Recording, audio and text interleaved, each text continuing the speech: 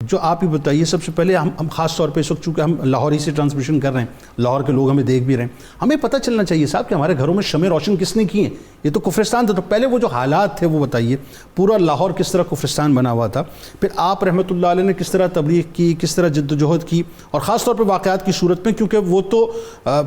پتھروں کے پوجنے والے پتھر دل لیے بیٹھے تھے، آپ کا کام تو وہاں پہ ہو نہیں پا رہا تھا، کیسے ہوا سارا معاملہ؟ بسم اللہ الرحمن الرحیم۔ بڑی خوبصورت باتیں ہو رہی ہیں حضرت میرا حسین زنجانی رحمۃ اللہ علیہ کے حوالے سے۔ جب آپ لاہور تشریف لائے تو لاہور کفرستان کا ایک مرکزی آلہ تھا، ٹھیک، یہاں ہندو بہت زیادہ کثرت سے، راجپوت تھے، جاٹ تھے، اجڑکوں میں تھیں، جہالت انتہائی درجے کی تھی۔ ٹھیک ہے، جب آپ یہاں تشریف لائے تو آپ نے اپنی نگاہ بصیرت سے جب حالات کو چیک کیا تو آپ نے دو حکمت عملیاں گہری اختیار کی۔ وہ کیا؟ ایک حکمت والی یہ تھی کہ آپ نے سب سے پہلے یہاں کی آ کر لوکل زبان سیکھی۔ اچھا، تاکہ انٹریکٹیوٹی میں آسانی ہو۔ ہاں، تاکہ لوگوں کو سمجھانے میں سہولت۔ دوسرا، آپ نے لاہور کی گلی محلے میں جا کر خود تبلیغ کی، یعنی چوک درس دینا شروع کیے تاکہ لوگوں میں سے کوئی اگر اس قابل نظر آئے جس کو اپنی نگاہ توجہ سے مسلمان کیا جا سکے۔ ٹھیک ہے، جب آپ نے مسلسل 3 سال کی محنت کر کے لگتا یہ ہے کہ انبیاء سابقین کی سنت پر عمل کر لیا تو تھوڑا طبیعت میں بے چینی بھی پیدا ہوئی۔ ٹھیک ہے، بھئی 3 سال کی محنت کے بعد ایک بندہ بھی ہاتھ نہیں لگا، کیسی بات؟ تو پھر آپ نے اپنے مرشد کی طرف توجہ کی۔ اللہ، تو آپ کے مرشد نے خواب میں آ کر کہا کہ سید میرا حسین زنجانی گھبرانا نہیں، اب ذرا اس چینل کو ہم بھی ذرا توجہ کے ساتھ بدل رہے ہیں، آپ نے صرف اب جمعہ کے دن نکلنا ہے اور لوگوں کو خطاب کرنا ہے۔ تو پھر آپ نے جمعہ کے دن لوگوں کو جا کر خطاب کرنا شروع کیا تو آہستہ آہستہ لوگ آپ کی باتوں سے متاثر بھی ہونے لگے۔ تو لیکن ان میں جو زیادہ تر تاثر لوگوں کا ہوا وہ آپ کے مستجاب الدعوات ہونے کی وجہ، کیا اچھا آپ نے جملہ استعمال کیا، دوسرا آپ کی طبیعت کے اندر جو حکمت بھری نرمی تھی اور بڑی گہری لطافت تھی، ان 3 چیزوں نے لاہور کے لوگوں کو بہت زیادہ متاثر کیا۔ اچھا جناب صاحب، اس میں ایک بات بتائیے نا، وہ جو یوں سمجھ لیجئے کہ جو اپنا برف جو مطلب ایک دم پگھلی ہے، وہ ایک واقعہ جو ابتدا میں ہوا تھا، ایک راجپوت تھا جس کے علاج نہیں ہو پا رہا تھا، آپ نے پانی دم کر کے دیا تھا، وہ کیا یہاں سے برف پگھلنا شروع ہوئی تھی؟ ایک راجپوت تھا اور وہ بہت چونکہ سردار تھا اور ساری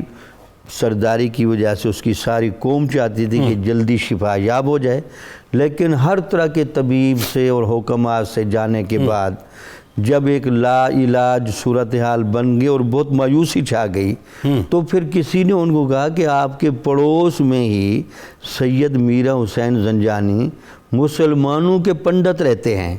تو اس وقت لوگ آپ کو یہ لقب بھی دیتے تھے، تو آپ ذرا ان سے بھی جا کر ملے۔ جب انہوں نے آپ کو دیکھا تو ولی کی نگاہوں میں جنید سے کیا رکھا ہوتا ہے،